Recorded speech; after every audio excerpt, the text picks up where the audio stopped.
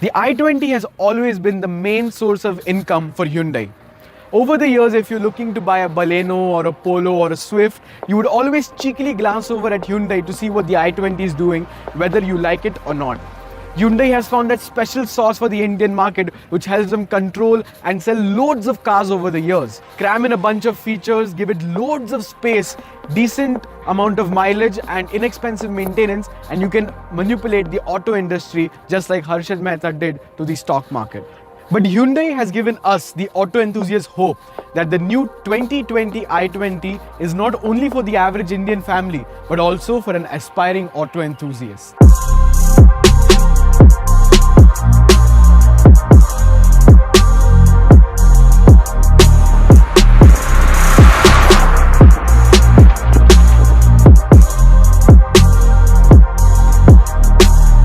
The new i20 comes with an all-new platform from Hyundai.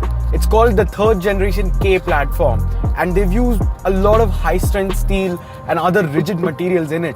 But somehow Hyundai has worked their magic and they've reduced 100 kilograms compared to the older i20, and the chassis plays a big part in that. And all of this can be felt when you're driving the car. The suspension is super supple and it irons out the bumps in the road very, very beautifully. But yet, when you put it around a corner, it doesn't fall apart like other cars. All of this comes down to the Hyundai's chassis, which is super rigid. Even if the suspension is quite soft and is very comfortable to ride around in, the chassis is very stiff. That gives it the cornering balance it needs. Yes, the i20 might not handle as well as like a Volkswagen Polo or something, but as a Hyundai, it is a very impressive vehicle. Ever since Hyundai have started rigorously using their N Performance brand as one of their key marketing strategies, their cars have been getting better and better. They are also making cars for petrol junkies, and surprisingly there are a range of Hyundais in India which can fulfill your thrill for driving. Hyundai's turbo variants, which have the 1-liter turbo, truly have been regarded as some of the fastest vehicles in their segment. And the best part is they can be opted in either a 6-speed manual or a 7-speed DCT in some cases. Same goes for the i20. You can opt for a 1-liter turbo and it's a zippy little thing. Might not be as sonorous as a 4-cylinder engine, but when it comes to raw power, it really does pull like a much larger motor. Well, this isn't actually the 1-liter turbo that we petrolhead junkies crave for. This is actually the 1.5 diesel. And the impressive thing about this motor is that Hyundai have kept this motor BS6 compliant. Whereas most manufacturers are letting go of diesels because of the regulations, this is actually a BS6 compliant motor. And the power figures are also very impressive. It makes 100 bhp, which is quite modest, but the torque figure is out of the roof for something like this. 240 Newton meters of torque out of this small little motor. Quite impressive. When it comes to the looks, well, Hyundai have surely put some hot sauce in the mix. The last generation i20 was a total mess in my opinion. Hyundai tried very hard to make it look unique, but failed miserably, and we got this weird yet quite regular looking car somehow. Well, when it comes to this one, it surely does look sleeker and more meaner at the front. You can see the clear Audi inspiration that Hyundai have gotten with this big gaping front grille, and it has like a mesh kind of pattern in between to make it look pointy and angry. Even the headlamps are pointy and angry, and they have this brand new DRL strip over here. You get these triangular air ducts over here, and the cool part about it is they're actually not fake. You have small slits over here and they open up over here in the wheel well to reduce turbulence in the wheel well.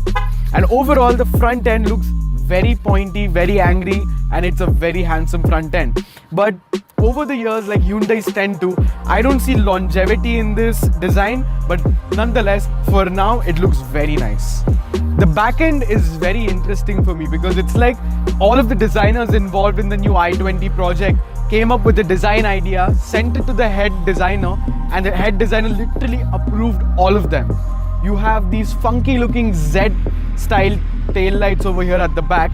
You get a fake diffuser, pretty common practice nowadays, and Both of the taillights come and join in between to give this continuous running strip of chrome and red, and they've given a little bit of a black accent over here, and overall it's not a bad looking back end, but it looks like something that a 13-year-old has designed, and I absolutely love it.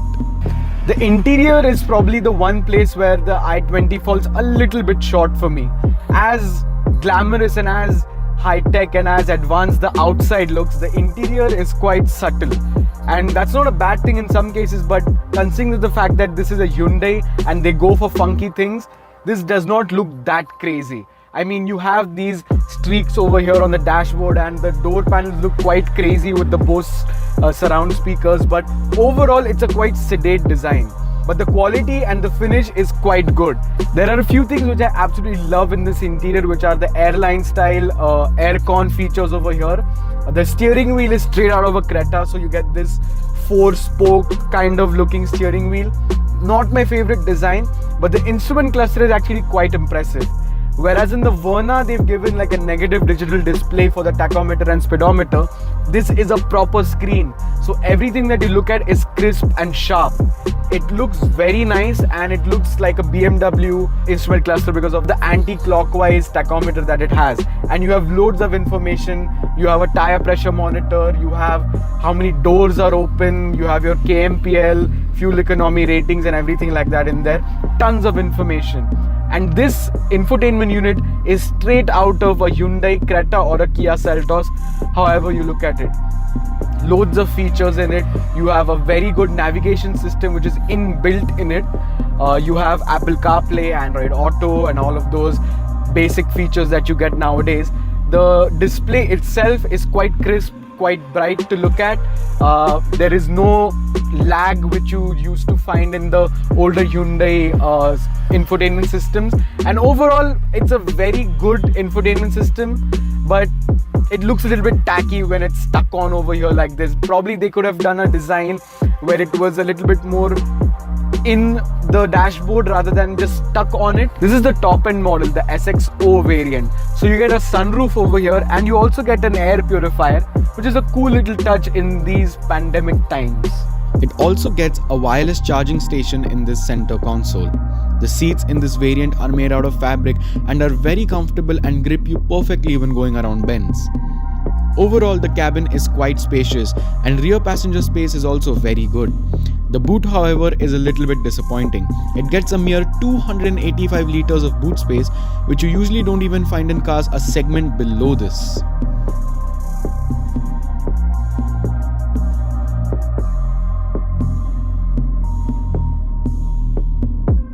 The i20 has always been the go-to car for the modern Indian, I would like to say, because the people who have been in India for quite a while, like your dad or your mom or someone elder than that, they always knew that Maruti Suzuki was the way to go if you wanted a reliable and car which has decent amount of features. But the newer generation, they know that Hyundai is the place to go if you want features, mileage and a few other things inside the car. But they've captured another market with this new i20. It drives pretty well, and that's very astonishing for an i20, because the i20s have always been something which are quite boring to drive, but this one is not boring at all to drive. It's actually quite fun, and I can't imagine how nice the i20 Turbo, and by God, by any chance the i20 N line or N come to India, how insane they would be to drive. So they've captured the auto enthusiasts as well with this brand new i20, and that's a big win for the Indian car community.